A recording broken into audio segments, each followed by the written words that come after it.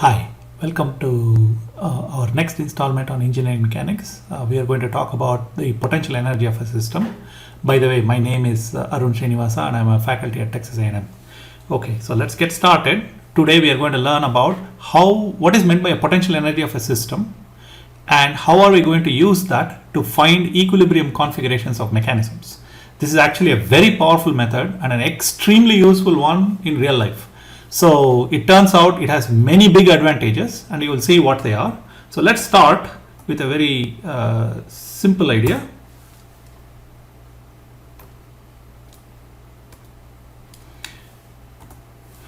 So what do we mean by potential energy? You've heard of this term. So we are going to define it as the following. The potential energy difference between two configurations of a component or a system is a measure of the maximum amount of work that can be extracted from it when it moves from one configuration to another. Notice that the keywords here is the fact that it's connected with how much work you can get out of it when it goes from one configuration to another. Okay, now this is a limited definition. You will see that when you take a thermodynamics class, you will get a much broader one. So this is a limited definition. Okay, so what we do, because we don't want to go on talking about potential energy differences, what we will do is we will pick a convenient base or natural configuration or datum. So we'll start out and start measuring things from some base and then define the potential energy of a configuration as the maximum amount of work that can be extracted from it when it returns to its base. So if its base configuration is here and it's here, the potential energy is how much work will I get if I go back from here to the base. Okay, that's the idea. And you've seen this in chemistry and all of this. There are various names for it, and that's much broader than what we are talking about. Here we are only talking about mechanical systems. Okay, so what are the systems we are interested in? We want to find out most of our mechanisms are composed of one of these three things. We have springs, we have masses, we have dashpots. Interestingly enough, we don't care so much about the viscous dashpots because they don't have potential energy. The only things that have potential energy is effect of springs, effect of heavy rigid bodies that move, and effect of external forces. Now I made a very quick comment that dashpots don't have potential energy because you can show that to take a dashpot from one configuration to another, you can do that. If you do it sufficiently slowly, you can do that with zero work. Technically, there are some issues and we will talk about that at a later stage. At this stage, I just want you to understand that there are only three things that we are interested in. Springs, heavy rigid bodies. Notice that if the rigid body does not have sufficient mass, we don't care. And then external forces. And I will tell you how to compute the potential energy of an external force when we get to it. Okay. Let's get to business. So we're going to start with the potential energy of a spring equals area under its force displacement curve. So here's a spring. I'm going to plot its force versus displacement. Can you say it's an unstretched spring? So its current length, its free length is LF. When I stretch it, you will see that its free length is now L, this total length from here to here. And what I'm talking about is that the potential energy is this area, which turns out to be half K times current length minus free length squared. So remember, don't memorize it as half Kx squared. You will never be able to figure it out. Always measure it as half times spring stiffness times current length minus free length squared. Okay, so the other one is potential energy for gravity. That's easy. It's weight times its height above the datum. So here is the datum for gravity, and we can pick it wherever we like, something convenient. And then potential energy is related to height about the datum. So there's the height above the datum, and that's what Z minus Z naught is. Okay, and it depends upon its weight, not its mass, its weight. So in the SI system, that will be mass times gravity. In the FPS system, that will be in pounds. So the units for this are foot pounds or joules, that is Newton meters. Okay, so that's the idea. Okay, so these are all things that you know, so there's nothing special here. but we really come to its own when we start looking at some examples. Let's look at example number 1. How do we do it for a mechanism? First thing we have to do is how many degrees of freedom does it have? How many motors does it take to run this mechanism? The next thing is what are the input kinematical parameters? Many times these are called generalized coordinates.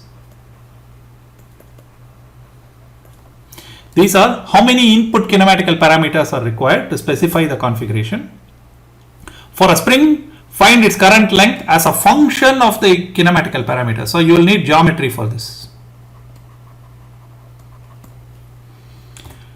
For a heavy object, find the height of the center of mass of the object as a function of the kinematical parameters. Again, you will need geometry for this. Ignore the parts that are rigid and light, and that's where you need some judgment, and we will talk about that when we look at specific problems. Total potential energy equal to sum of the potential energy of the springs and that of gravity. So let's look at an example. This is a boring trivial example. I have a spring sitting on a mass. A mass sitting on a spring. Who cares about this? This is the crudest model of a car. Of course, there's nothing much car-like about it. It will just tell you how springy the car is. So that's the crudest model of a car. Okay. Now, if you look at it as a mechanism, is it obvious to you that it has 1 degree of freedom? It moves only up and down. Here is my datum. I'm going to call this the y direction and this the x direction. Now, we are going to look at two items. There's the weight and there's the spring. And we will assume that spring mass is negligible. So when I consider the potential energy of gravity, I only worry about the weight. So now it's pretty easy.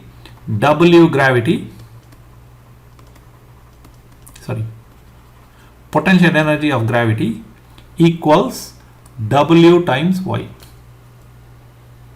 Right? Potential energy of spring equals half K Y, which is its current length, minus its free length squared. We don't know its free length, but we have to know in order to solve this problem. Okay, that's all. So total potential energy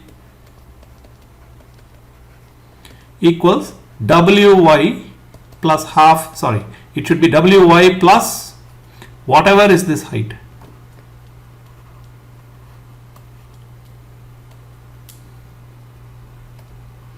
So let's clean that up a little bit.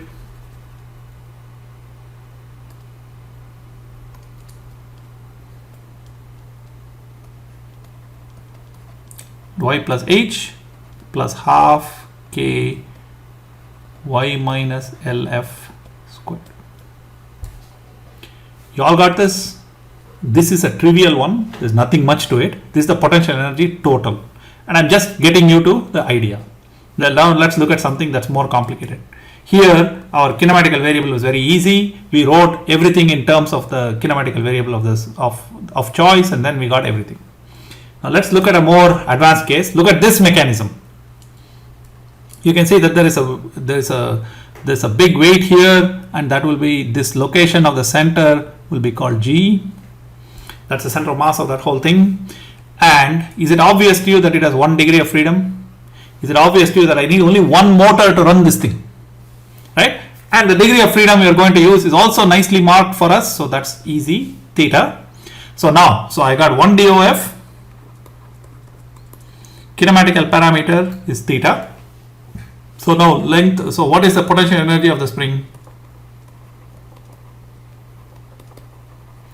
Equal to half times K is 200 lb per foot times dE minus L free whole square, and this is feet square. So you'll get the correct unit, right? So what's dE? That's equals, can you say it's half of AB cos theta times 2. So if I draw like this, you can see that this will be half of this, and then there are 2 of these, so you get twice. Okay, so this turns out to be AB cos theta. Whoops. This turns out to be AB is 2 feet, so 2 cos theta. So potential energy of the spring will turn out to be 100 times 2 cos theta minus L free squared foot pounds. Okay, how about for the for gravity, PE gravity equals W times, notice our datum is here, so it's below the datum, so I got to measure it as negative, so it will turn out to be minus AB minus BG. Notice BG is a fixed distance, so I don't care. AB is the one that varies. Sorry, it's not minus AB. Apologies. It's actually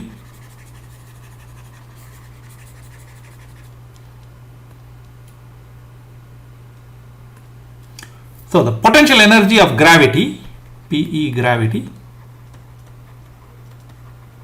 equals W times. Notice that the mass is below the datum, so it will be negative, so it will be minus AB cos theta, sorry, AB sin theta minus BG. Notice BG is a constant, so AG sin theta is from here to here, that height, and then that one. The thing is BG is constant, so total potential energy equals, let's see, 100 times 2 cos theta minus LF whole square plus W times minus AB sin theta minus BG. Okay, now notice it's a function of theta. We will need that function as a function of theta as we go along. Okay, so this is the idea. Let's look at another one. This looks like a complicated mechanism. So what I want you to do is, before I try it, I want you to pause this video and you try it, and then come back and I will show you what I got. Okay, so pause the video, try it out yourself, find the potential energy of this total setup, and then come back and take a look at mine. That will help you a lot. Did you pause? Did you try it out? So I'm going to show you what I get. Okay, so now as usual, is it obvious to you that I got 1 DOF and my parameter is theta? I need only one motor to run this whole thing. The parameter is theta, and then potential energy of the spring equals 1/2 times 18 kilonewton per meter. That's the spring constant, the spring stiffness, times AD minus LF whole square. So that turns out to be 9 times, how much is AD? Is it obvious to you that it is 4 cos theta minus LF whole square kilonewton meters? So you can see this is CD cos theta. Okay, so that was easy. Potential energy of gravity equals weight times AC plus height, this height. Notice it's above the datum, our datum is here.